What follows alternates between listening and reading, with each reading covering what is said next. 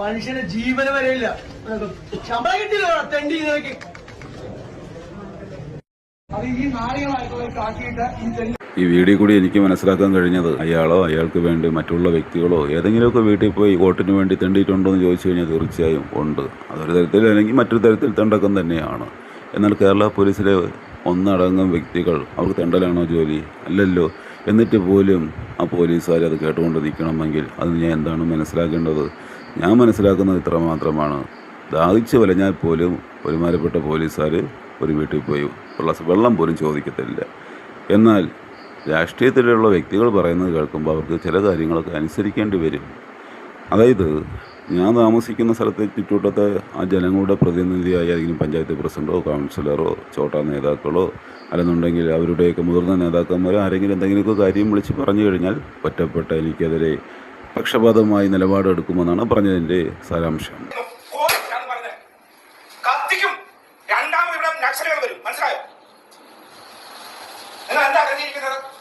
തെണ്ടുകളെ എന്ന് വിളിച്ചതിനപ്പുറം പിന്നെ എന്താണ്, പോലീസ് സ്റ്റേഷൻ തന്നെ കത്തിച്ച് കളയും. പോലീസ് സ്റ്റേഷൻ തന്നെ കത്തിച്ച് കളയുമ്പോൾ നിങ്ങളും അതിൽ ചാവുമല്ലോ. അപ്പോൾ നിങ്ങളെയും കൂടി കത്തിച്ച് കളയുമെന്നാണ് പറഞ്ഞത്. അവിടെ പോലും നിങ്ങൾ നിസ്സഹരായ അവസ്ഥയാണ്. ഈ വെടി എന്താണ് മനസ്സിലാക്കാൻ കഴിഞ്ഞിട്ടുള്ളത്? നേതാക്കന്മാർക്ക് അങ്ങനെയൊക്കെ ആവാന്നുണ്ടെങ്കിൽ അനുയായികളെ സംബന്ധിച്ച് ഇങ്ങനെയൊക്കെ ആവാം. ഇങ്ങനെയെന്ന് പറയുമ്പോൾ പോലീസ് ഉദ്യോഗസ്ഥൻ്റെ ഭാര്യയെക്കുറിച്ച് അനാവശ്യമായിട്ട് അവിടെ വലിച്ചിഴച്ച് സംസാരിക്കുന്നു. അത് എത്രത്തോളം ന്യായമാണ്? അവിടെ കേൾക്കുന്ന വ്യക്തിയായിരുന്നാലും പറയുന്ന വ്യക്തിയായാലും ആ ഭാഗത്തെക്കുറിച്ച് സംസാരിച്ചേ പറ്റൂ. ആ പറഞ്ഞ വ്യക്തിയെക്കുറിച്ച് ആദ്യം സംസാരിക്കുക. അതായത് നിങ്ങളും ആ പോലീസ് ഉദ്യോഗസ്ഥനും തമ്മിൽ എന്തെങ്കിലും തർക്കമുണ്ടെന്നുണ്ടെങ്കിൽ അതിന് അയാളുടെ ഭാര്യയെ വലിച്ചഴിക്കേണ്ട ആവശ്യം എന്താണ്? അതൊരു പോയിൻ്റായ ചോദ്യമാണെന്ന് മനസ്സിലാക്കുക.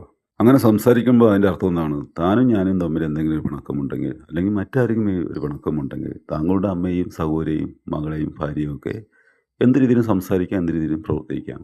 അതാണ് താങ്കൾ അവിടെ മനസ്സിലാക്കി കൊടുക്കുന്നതിനുള്ള അനുമതിയാണ് കൊടുക്കുന്നതെന്ന് മനസ്സിലാക്കുക. അങ്ങനെയുള്ള വ്യക്തി എന്ത് ചെയ്യണം? ഒരു പോലീസ് ഉദ്യോഗസ്ഥൻ തീർച്ചയായും മുട്ടിന് താഴെ വെടിവെച്ച് വീഴ്ത്തണം. കാര്യം അവനൊരു കീടമാണ്, അവന് ആവശ്യമില്ല. അവനെ കണ്ട് മറ്റുള്ളവർ വളർന്നു വരാൻ പാടില്ല. ഇനി ഒരു പോലീസ് ഉദ്യോഗസ്ഥനെ സംബന്ധിച്ച് അവിടെ നിങ്ങൾ കുശലാന്വേഷണം നടത്തുന്ന കണക്കിനാണല്ലോ. അയാൾ ഭാര്യയെക്കുറിച്ച് പറയുന്നു, നിങ്ങൾ അമ്മയെക്കുറിച്ച് പറയുന്നു. അപ്പോൾ നിങ്ങൾക്ക് പറയാം.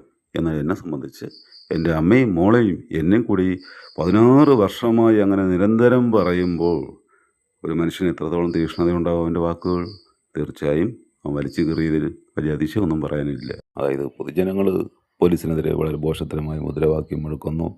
പാർട്ടി അനുയായികൾ പോലീസിനെതിരെ ഭോഷത്തരമായി സംസാരിക്കുന്നു. അവരുടെ നേതാക്കന്മാർ പോലീസിനെതിരെ ഭോഷത്തരമായി സംസാരിക്കുന്നു. പോലീസുകാർ തന്നെ പൊതുജനങ്ങളാവട്ടെ അല്ലെങ്കിൽ പാർട്ടിയിലെ അനുയായികളാവട്ടെ നേതാക്കന്മാരെ വിളിക്കുമെന്നുള്ള കാര്യം സംശയമാണ്. ഏതായാലും അങ്ങോട്ടും ഇങ്ങോട്ടുമൊക്കെ പരസ്പരം അവർ ചീത്ത വിളിക്കുന്നുണ്ട്. അതൊക്കെ കണ്ടും കേട്ടുകൊണ്ട് എന്നെ ദ്രോഹിച്ചു എന്ന് പറഞ്ഞുകൊണ്ട് അവർക്കെതിരെ വളരെ ഭോഷത്തരമായി വലിച്ചു കീറുന്ന രീതിയിൽ അങ്ങനെ പെരുമാറുന്നത് കണ്ടുപിടുത്തം കേട്ടുപിടുത്തം കമ്പം കഴുകുന്നതിന് പറയേണ്ടി വരും.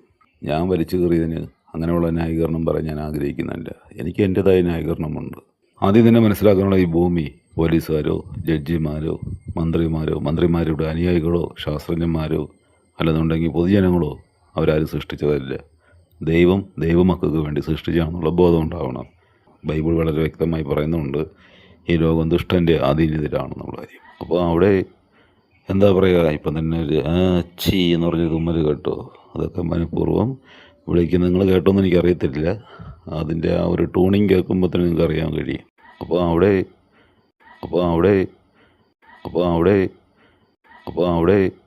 ഭാഷയോടൊന്നുമല്ല സംസാരിക്കുള്ളൂ, പോലീസുകാരോട് സംസാരിക്കുള്ളൂ. ആ സ്ത്രീ സംസാരിച്ച ഭാഷ നിങ്ങളെ സംബന്ധിച്ച് നിങ്ങൾ ചിലപ്പം തർക്കിക്കാം ആ സ്ത്രീ തുമ്മിയതാണെന്ന്. അത് ഏത് തുമ്മലാ? ഞാൻ അന്യഗ്രഹത്തിൽ ജീവിച്ചിട്ട് വന്ന വ്യക്തിയാണെന്ന് നിങ്ങൾ കരുതുന്നുണ്ടോ?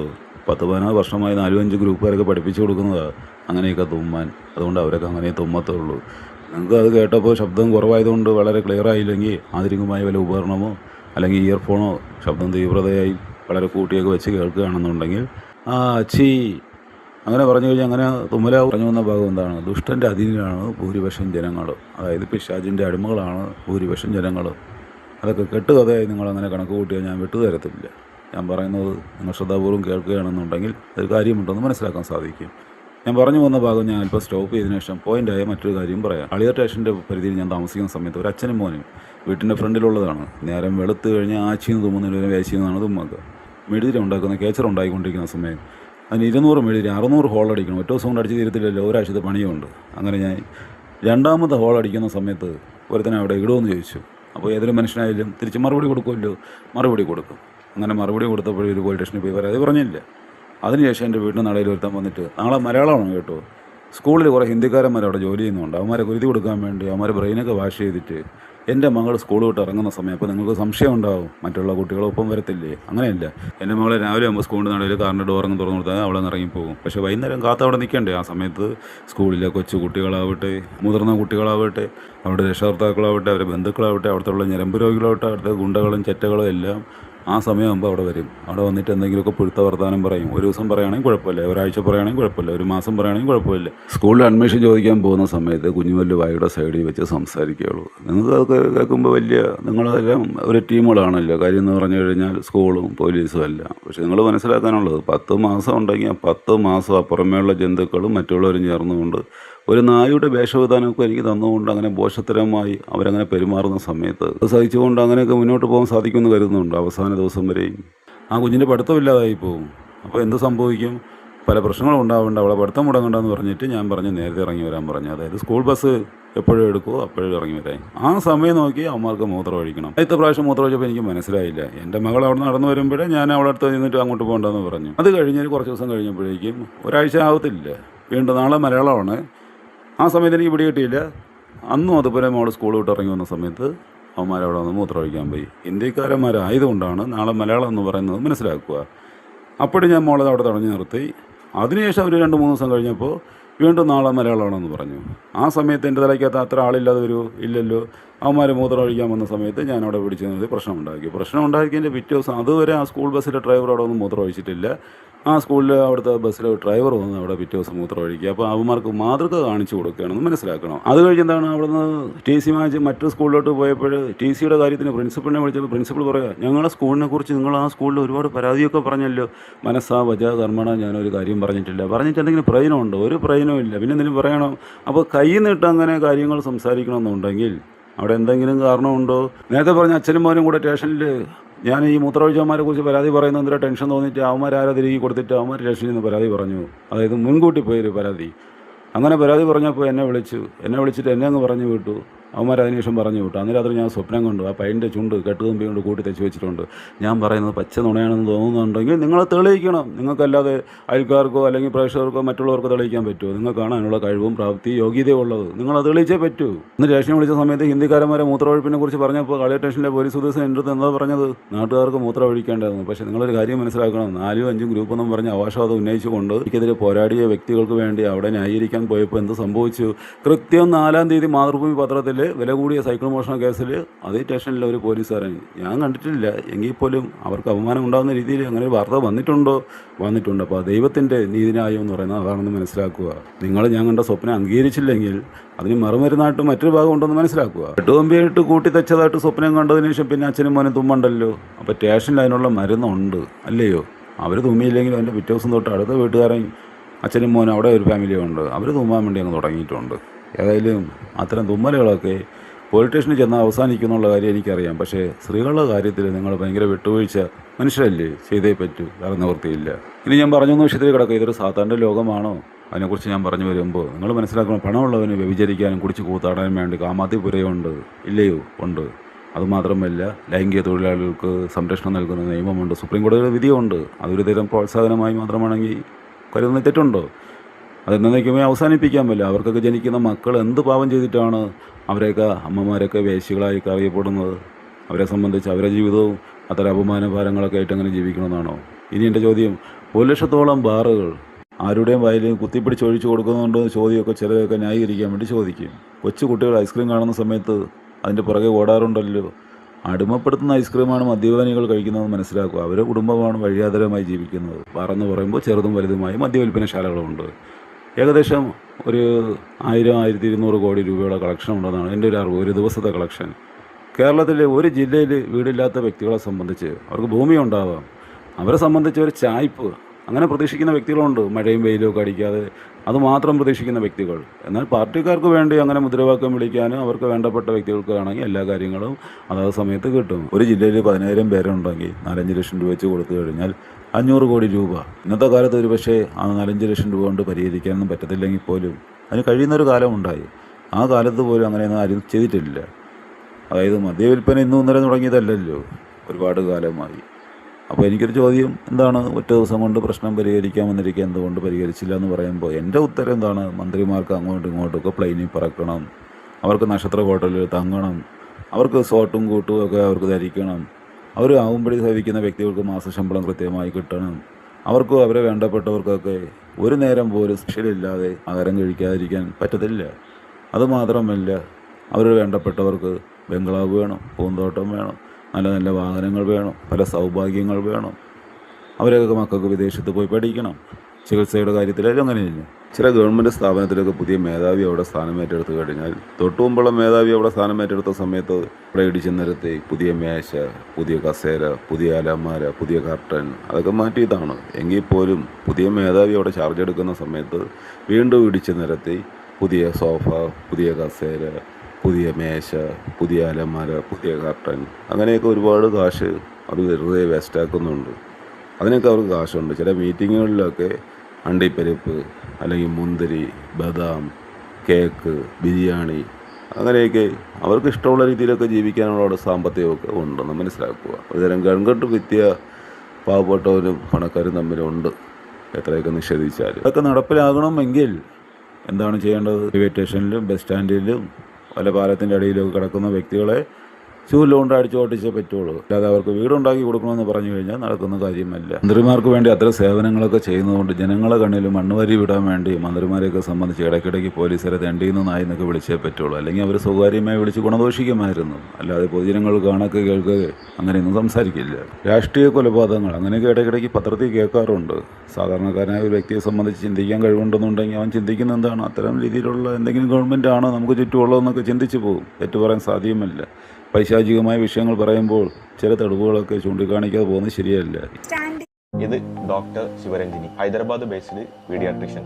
ഇന്ന് ഇവർ ഒരു നിയമ നടപടി നേരിട്ടുകൊണ്ടിരിക്കുകയാണ്. ഒരു കുത്തക കമ്പനിക്കെതിരെ ശബ്ദമുയർത്തിയതിന് ഡയറിയ പോലെയുള്ള അസുഖങ്ങൾക്ക് ഉപയോഗിക്കുന്ന ORS ലായനി എന്ന പേരിൽ കുട്ടികൾക്ക് വളരെ ഹാംഫുൾ ആയിട്ടുള്ള ഡ്രിങ്ക് മാർക്കറ്റിൽ വിറ്റുകൊണ്ടിരുന്ന കമ്പനിക്കെതിരെ 8 വർഷത്തോളം പോരാട്ടം നടത്തി കഴിഞ്ഞ വർഷം FSSAI ആ കമ്പനിക്കെതിരെ ആക്ഷൻ എടുക്കുകയും ആ ഉൽപ്പന്നം നിരോധിക്കുകയും ചെയ്തു. എന്നാൽ ഇന്ന് അതേ പ്രോഡക്റ്റ് ORSL എന്നുള്ള പേര് മാറ്റി ERSL എന്നാക്കി ഇന്ന് മാർക്കറ്റിൽ വിറ്റുകൊണ്ടിരിക്കുന്നു.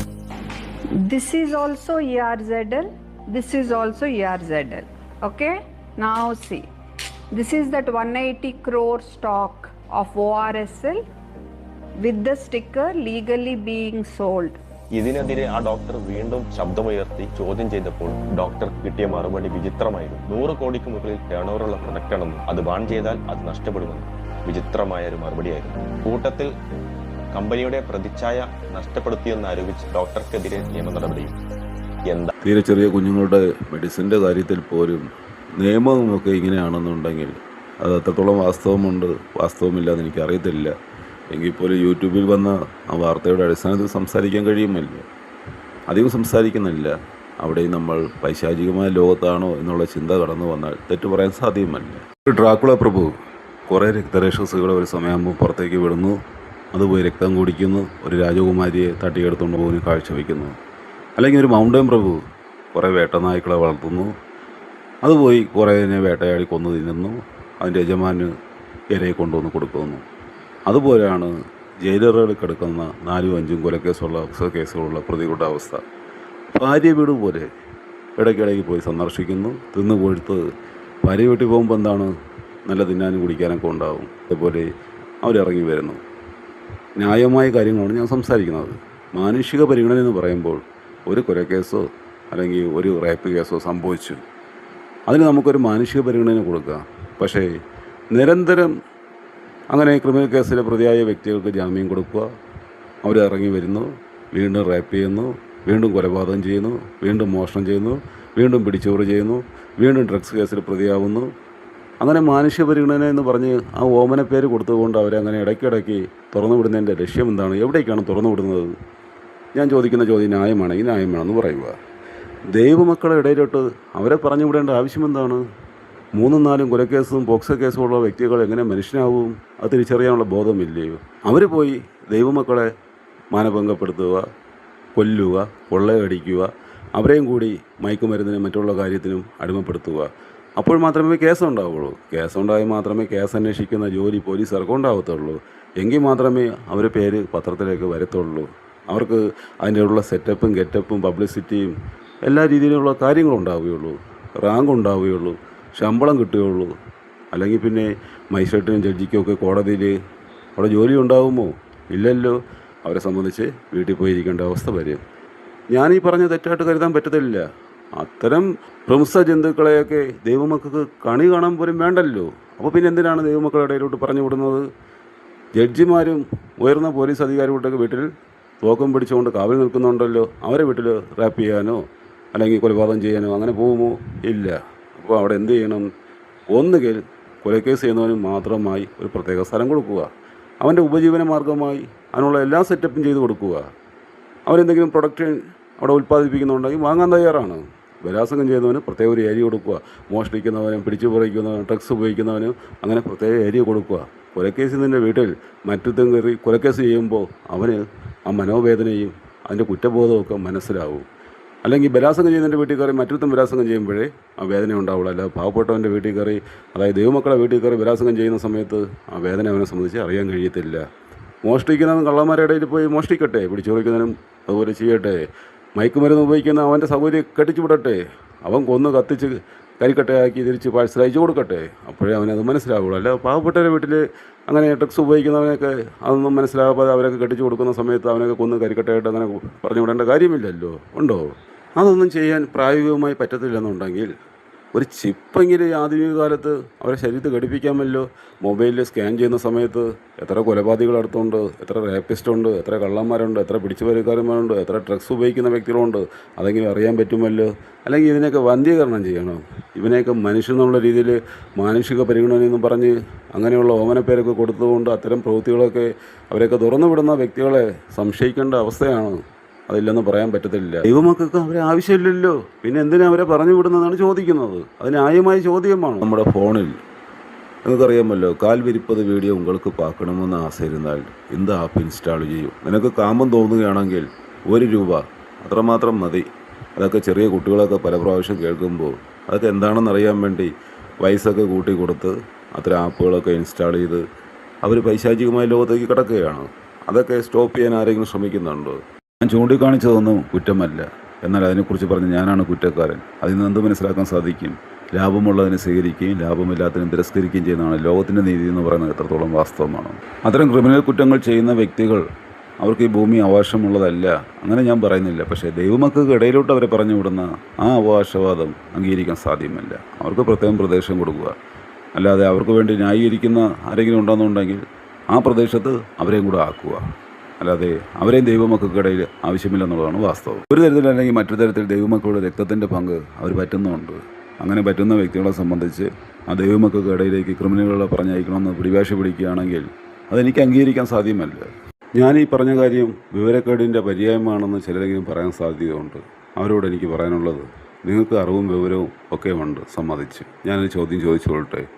പണക്കാരന് സൂഹിക്കാൻ വേണ്ടി ലൈംഗിക തൊഴിലാളികളെ നിലനിർത്തുന്ന അത്തരം വിധി ഉണ്ടാകുമ്പോൾ നിങ്ങൾ മനസ്സിലാക്കാനുള്ളത്, അതിൽ ജനിക്കുന്ന കുഞ്ഞുങ്ങളെ സംബന്ധിച്ച് എത്രത്തോളം ബോധമുണ്ട്. അതായത് ലൈംഗിക തൊഴിലാളിക്ക് അറിവും വിവരവും ഇല്ല, മറ്റുള്ളവർക്ക് അറിവും വിവരമൊക്കെ ഉണ്ടല്ലോ. ആ കുഞ്ഞ് എന്ത് പിഴച്ച് അടുത്തൊരു തലമുറയ്ക്ക് ലൈംഗിക തൊഴിൽ ചെയ്യാൻ വേണ്ടി അത്തരം രീതിയിൽ അതിൻ്റെ ജീവിതം ഉണ്ടാകാനുള്ള സാധ്യത വളരെ കൂടുതലാണ്. നിങ്ങൾ എന്തൊക്കെ സെറ്റപ്പുകളൊക്കെ ഉണ്ടാക്കിയെന്ന് പറഞ്ഞിരുന്നാലും അവിടെ എനിക്ക് മനസ്സിലാക്കാൻ കഴിഞ്ഞത്, ആ സ്ത്രീയിൽ നിന്ന് ജനിക്കുന്ന കുഞ്ഞിന് എന്തൊക്കെ ജോലിയുണ്ടെന്ന് പറഞ്ഞാലും എന്തൊക്കെ സെറ്റപ്പ് ഉണ്ടെന്ന് പറഞ്ഞാലും തൻ്റെ അമ്മ ഇത്തരത്തിൽ അധപതിച്ച ഒരു സ്ത്രീയായി മാറിയതിൻ്റെ യഥാർത്ഥ കാരണം അത്തരം നിയമങ്ങളാണെന്ന് മനസ്സിലാക്കണം. അത് ഒരിക്കലും നിഷേധിക്കാൻ സാധ്യമല്ല. അതുകൊണ്ട് MDMA നിങ്ങൾ അനുവദിക്കുന്നുണ്ടോ? ഇല്ലല്ലോ. അതുപോലെ തന്നെ അത് കർശനമായി നിരോധിക്കേണ്ട നിയമമാണ്. ആ കുഞ്ഞുങ്ങളുടെ മാനസികാവസ്ഥ കണക്കിലെടുക്കേണ്ട കാര്യമാണ്. ആ കുഞ്ഞിനെ കാണാനുള്ള കാഴ്ചയില്ലെങ്കിൽ നിങ്ങളെ സംബന്ധിച്ച് മറ്റൊന്നും കാണാനുള്ള കാഴ്ച നിങ്ങൾക്ക് ഒരിക്കലും ഉണ്ടാവില്ല. ഇതൊക്കെ പറയുമ്പോൾ എൻ്റെ കുഞ്ഞിനെ എങ്ങനെ കാണാം, അങ്ങനെ ചിന്തിക്കുന്ന വ്യക്തികൾ തീർച്ചയായും ഉണ്ട്. എന്നെ എങ്ങനെ വിലങ്ങണിച്ച് ജയിലിലയക്കാം? അവരെയൊക്കെ സംബന്ധിച്ച് ദൈവദൂതന്മാരുടെ മുഖംമൂടി അണിഞ്ഞ അവർ പോലും അറിയാതെ എന്താ പറയുക, സാധാരണ അടിമയായൊക്കെ മാറിയ വ്യക്തികളെ സംബന്ധിച്ച് അങ്ങനെയൊക്കെ ചിന്തിക്കും. നിങ്ങൾ മനസ്സിലാക്കാനുള്ളത്, ഞാൻ കുറച്ചു മുമ്പ് നേരത്തെ പറഞ്ഞ കാര്യങ്ങൾ അത് സാധാരണമായി എത്രത്തോളം ബന്ധമുണ്ട്. സാത്താൻ്റെ അജണ്ട എന്താണ്? ലൈംഗിക വൈകൃതങ്ങളും കൊലപാതകവും രക്തച്ചൊരിച്ചിലും സകല മ്ലേച്ഛതകളും. ഈ നേരത്തെ പറഞ്ഞ കാര്യവുമായി തീർച്ചയായും അതിലെത്രയോ കാര്യങ്ങൾ ബന്ധമുണ്ട്. പണമുള്ളവനും പണമില്ലാത്തവനൊക്കെ കുടിച്ചു കൂത്താടി വ്യഭിചരിക്കാൻ തക്കവണ്ണം കാമാത്തിപ്പുരയും അല്ലെന്നുണ്ടെങ്കിൽ ലൈംഗിക തൊഴിലാളികളും അത്രത്തോളം കാമഭ്രാന്തുള്ള വിത്തുകാളരുടെ വംശം നമുക്ക് ആവശ്യമില്ല. അതുമാത്രമല്ല, മദ്യത്തിൻ്റെ ലഹരി സ്വന്തം കുഞ്ഞിനെ പോലെ നിലത്തടിച്ച് കൊല്ലുക, വ്യഭിചരിക്കുക അല്ലെങ്കിൽ കൊല്ലുക, അതൊക്കെ എത്രയോ പേർ പറഞ്ഞിട്ടുള്ള കാര്യമാണ്. ആ സാധനം ഇവിടെ സ്റ്റോപ്പ് ചെയ്തിട്ടുണ്ടോ? ഇല്ല. മാടി പിടിക്കുന്ന പോൺ സൈറ്റുകൾ, അതെല്ലാം ആ പിശാചുമായി ബന്ധമുള്ള കാര്യങ്ങളാണെന്ന് എനിക്ക് പറയേണ്ടി വരും. പണ്ടൊക്കെ ഒരു കൊലക്കേസേ ഉണ്ടായിരുന്നുള്ളൂ. ഇപ്പോൾ എത്ര കൊലക്കേസാണ്? 4-5 കൊലക്കേസ്. പെണ്ണുങ്ങളൊക്കെ ഡ്രഗ്സിന് അടിമയായി ഒരുതരം സോംബികളായി വരുന്ന കാലം അങ്ങനെ മാറിക്കൊണ്ടേയിരിക്കുന്നത്. അതുകൊണ്ട് വ്യക്തിപരമായി ആരെയും കുറ്റപ്പെടുത്തുന്നില്ല. സാത്താനെക്കുറിച്ച് ബോധ്യം തരാൻ വേണ്ടിയാണ് ശ്രമിക്കുന്നതെന്ന് മനസ്സിലാക്കുക. അപ്പോൾ ഞാനും മനസ്സിലാക്കിയിട്ടുള്ളത് ഈ ലോകം ദുഷ്ടൻ്റെ അധീനതയിലാണ്. അതുമാത്രമല്ല, അറിഞ്ഞോ അറിയാതെയോ അത്തരം സിസ്റ്റവുമായി ബന്ധമുള്ള വ്യക്തികൾക്ക് ഒരു കാരണവശാലും ദൈവമില്ല, സാത്താനില്ല, അങ്ങനെ പറയാൻ സാധ്യമല്ല. മറ്റാര് പറഞ്ഞാലും. പ്രേക്ഷകരോടാണ് അല്പം സംസാരിക്കുന്നത്. ഒരു പോലീസ് ഓഫീസർ ആവുക, ഒരു ജഡ്ജി ആവുക, അത് എല്ലാവരും കൊണ്ട് സാധ്യമായ കാര്യമല്ല. പലരും സ്വപ്നം കാണാറുണ്ട്. പക്ഷേ അങ്ങനെയൊക്കെ സാക്ഷാത്കരിച്ചിട്ടുള്ള വ്യക്തികൾ അപൂർവമാണെന്നറിയാമല്ലോ. അത് നിസ്സാരമായൊരു കാര്യമല്ല. ജീവിതത്തിൻ്റെ പല സുഖ സൗകര്യങ്ങളൊക്കെ നഷ്ടപ്പെടുത്തി വ്രതം പോലെ അത്രത്തോളം കഷ്ടപ്പെട്ട് കഠിന പ്രയത്നം നടത്തിയിട്ടാണ് ആ ഒരു പൊസിഷനിൽ അവർ എത്തിച്ചേർന്നിട്ടുള്ള കാര്യം സംശയമില്ല. അവർക്ക് നമ്മളെക്കാൾ വലിയ പ്രശ്നങ്ങളാണ്. അവരെ പ്രശ്നങ്ങൾ പരിഹരിക്കപ്പെട്ടില്ലെങ്കിൽ നമ്മളാകുന്ന പൊതുജനമൊക്കെ അവരെ സ്റ്റേഷൻ്റെ അകത്തൊക്കെ വലിഞ്ഞു കയറാനൊക്കെ ശ്രമിക്കും, സെക്രട്ടറിൻ്റെ അകത്ത് വലിഞ്ഞു കയറാൻ ശ്രമിക്കും. അവർക്ക് മൊത്തത്തിൽ തലവേദനയാണെന്നുള്ള കാര്യം സംശയമില്ല. അവർക്ക് കുടുംബവും നോക്കണം, സമൂഹത്തിൻ്റെ പ്രശ്നം നോക്കണമെന്ന് മനസ്സിലാക്കുക. ഒരു ജഡ്ജിയുടെ നിലയോ വിലയോ മഹത്യമോ അതൊന്നും മനസ്സിലാക്കാൻ കഴിവില്ലാത്ത ഒരു മന്ദബുദ്ധിയൊന്നും അല്ല. ഇനി മനസ്സിലാക്കാനുള്ളത്, ഒരേ ഒരു വ്യക്തിക്ക് മാത്രം പ്രശ്നങ്ങൾ പരിഹരിക്കാൻ സാധ്യമല്ല. ഒരു പോലീസ് ഓഫീസർ വിചാരിച്ചാലോ, ഒരു മജിസ്ട്രേറ്റ് വിചാരിച്ചാലോ, ഒരു ജഡ്ജി വിചാരിച്ചാലോ കാര്യങ്ങൾ മാറ്റാൻ സാധ്യമല്ലെന്ന് മനസ്സിലാക്കുക. അവരാരെങ്കിലും മറ്റുള്ളവരെ വായിൽ നിന്ന് മൗണ്ടൻ പ്രഭു എന്ന് കേൾക്കാനോ അല്ലെങ്കിൽ ഡ്രാക്കുള പ്രഭു എന്ന് കേൾക്കാനോ അല്ലെങ്കിൽ അതിനു വേണ്ടിയുള്ള ലക്ഷ്യത്തോടെ അതിനു വേണ്ടി ശ്രമിച്ചിട്ടില്ല. അവർക്ക് അങ്ങനെയുള്ള ഉദ്ദേശത്തോടെ അല്ല അവർ ആ പൊസിഷനിലായിട്ടുള്ളതെന്ന് മനസ്സിലാക്കുക. പക്ഷേ ഞാൻ എന്തുകൊണ്ട് പറഞ്ഞു? സാധാരണ തികച്ചും ബോധ്യമുള്ളത് കൊണ്ടും അവരെ നിയമപരമായ വ്യവസ്ഥകളിൽ പൈശാചിക ശക്തി ഭരിക്കുന്നുണ്ടെന്നുള്ള യാഥാർത്ഥ്യം അറിയാവുന്നതുകൊണ്ടും എന്നെ സംബന്ധിച്ച് കള്ളം പറയാൻ ആഗ്രഹിച്ചില്ല, സത്യം പറയാൻ ആഗ്രഹിച്ചു. അത് വലിയ തെറ്റ് തന്നെയാണ്, ഇല്ലെന്നും പറയുന്നില്ല. അവരുടെ ഹൃദയത്തിൽ ഒരല്പമെങ്കിലും സ്പാർക്ക് ഉണ്ടാക്കാൻ വേണ്ടി എനിക്ക് അങ്ങനെ പറഞ്ഞേ പറ്റൂ. അല്ലാതെ അങ്ങനെയൊന്നും പറയുന്നത് തികച്ചും തെറ്റായ കാര്യമാണെന്ന് മനസ്സിലാക്കുക. സ്കൂൾ കുട്ടികൾ പോലും സ്കൂൾ വിട്ടു പോകുന്ന സമയത്ത് ബസ് സ്റ്റാൻഡ്, റെയിൽവേ സ്റ്റേഷൻ പോലുള്ള സ്ഥലങ്ങളിൽ ഉടുതുണി പോലും ഇല്ലാതെ ഓരോരുത്തന്മാർ കിടക്കുന്ന സമയത്ത് പലരും കണ്ടില്ല എന്നുള്ള ഭാഗത്തേക്ക് പോകുന്ന സമയത്ത് ചിലരൊക്കെ വല്ല കമ്പ് കൊടുത്ത് വെച്ച് അടിച്ച് ഓടിച്ചു വിടാറുണ്ട്. നിങ്ങൾ മനസ്സിലാക്കണം, എന്ത് ലോകമാണത്. മദ്യപിച്ച് അങ്ങനെ കിടക്കുന്ന കാഴ്ച നിങ്ങൾ പലരും കണ്ടിട്ടുണ്ടെന്ന് എനിക്കറിയാം. അപ്പോൾ നിയമവ്യവസ്ഥയുടെ ആ പൈപ്പിൽ ശുദ്ധജലവും അശുദ്ധജലവും തീർച്ചയായും കടന്നു പോകുന്നതുകൊണ്ടാണ് അത്തരം ദുരിതങ്ങളൊക്കെ അല്ലെങ്കിൽ ആ കാഴ്ചകളൊക്കെ നമുക്ക് കാണേണ്ടി വരുന്നുള്ളൂ മനസ്സിലാക്കുക. നമ്മൾ മാത്രം കണ്ടാലും കുഴപ്പമില്ലല്ലോ. കൊച്ചുമക്കളൊക്കെ നടന്നു പോകുന്ന സമയത്ത് അത്തരം കാഴ്ചകളൊക്കെ കാണുന്ന സമയത്ത് അതിൻ്റെ ബുദ്ധിമുട്ട് മറ്റുള്ളവർ മനസ്സിലാക്കുന്നുണ്ടോ? അവരൊക്കെ AC കാറിനകത്തൊക്കെ പോകുന്ന സമയത്ത് അവരത് മനസ്സിലാക്കത്തില്ല.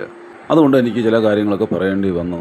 ഞാൻ പറഞ്ഞിൽ തന്നെ ഉറച്ചു നിൽക്കുന്നു. പൈശാചികമായ ബന്ധനങ്ങൾ നിയമത്തിൻ്റെ പല വശത്തും ഉണ്ട്. സാത്താനുണ്ടെന്ന് തിരിച്ചറിഞ്ഞ ഒരു വ്യക്തിയെ സംബന്ധിച്ച് ജഡ്ജിയുണ്ട്, പോലീസ് ഉദ്യോഗസ്ഥരുണ്ട്, സെൻട്രൽ ജയിലുണ്ട്, നിയമ നടപടികളുണ്ട്, എന്തൊക്കെ ഉണ്ടെന്ന് പറഞ്ഞാലും അവനെ സംബന്ധിച്ച് ജീവിതം ഒരടിയെങ്കിലും മുന്നോട്ട് പോകണമെങ്കിൽ അത്തരം കാര്യങ്ങൾ പറഞ്ഞേ പറ്റൂ എന്നുള്ള സ്ഥിതിവിശേഷം തീർച്ചയായും ഉണ്ടെങ്കിൽ അവന് പറയാതിരിക്കാൻ സാധിക്കുമോ?